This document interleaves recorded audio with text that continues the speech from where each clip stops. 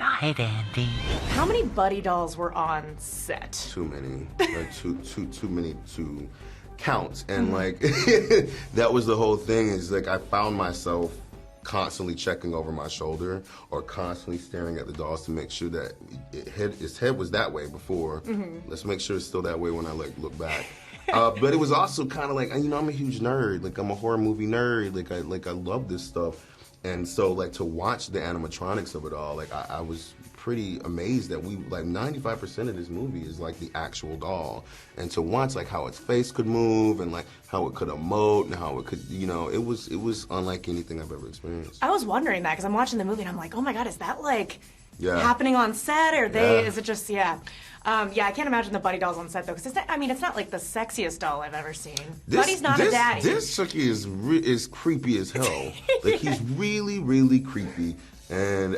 But at the end of the day, you know what is really interesting about this movie is, like, I found myself caring a lot for Chucky. Like, I end up really, really sympathizing with him. Like, I really want him to win. Like, there were moments I was kind of wiping tears away because it was just like, but I think that's the testimony to Mark Hamill as well. Like, when his voice was added, he brings such this depth to Chucky and this compassion to Chucky. But then when the sinister moment happens, like, you're terrified. like even the way he says peekaboo is really terrifying. Yeah. Like, but there's just, I don't know, this Chucky is very different. Like, I just never thought that I would actually care about Chucky, you know? It's so true, because you can feel that kind of, like, E.T. influence throughout the movie. Right, where yeah, you're, right, like, yeah. It's rooting very for much him. influenced that way. Like, it really, really is. And what I like about this version of Child's Play is a send up, you know, to those kind of films like The Goonies and E.T. Like, because you watch, like, it's all about, like, teaming up and, like, finding real friendship. Like, this movie is really about friendship, you know? Right. And this interaction we have, but also, like, Chucky has access to us. Like, he's in the cloud. He can control anything. He knows our lives better than we know them, and that's terrifying. But that's the wave of what we're going. Artificial intelligence, right? Like, it's intelligent. It's learning. It's feeling. It's adapting.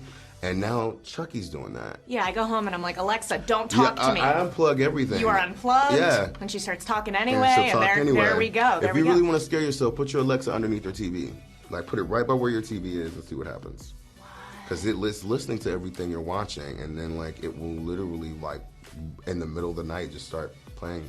It's the creepiest thing. When you're talking about something and then you go on your, like, Instagram and then all of a sudden there's an ad for it and you're like, I know I never looked that up. I say that all the time. I was like, all I wanted to do is see where this box of cereal is, and now all I keep getting are the ads of this box. But that's weird. Yeah. Like, right? That's weird. It's weird. I know that you mentioned you're a huge nerd. I know that because we talked for Spider-Verse, we've talked at Comic-Cons, and you were so excited. So I can't imagine how you're feeling about doing the Joker movie with Joaquin Phoenix. It was very interesting. I was like, oh, right. Like, because when you're a part of these things, you have to spend a lot of time as the actor not being able to talk about it. So, like, as a nerd, that's like kryptonite. Like, you're just like, when you're like bouncing inside of yourself, like, I want to see something so bad.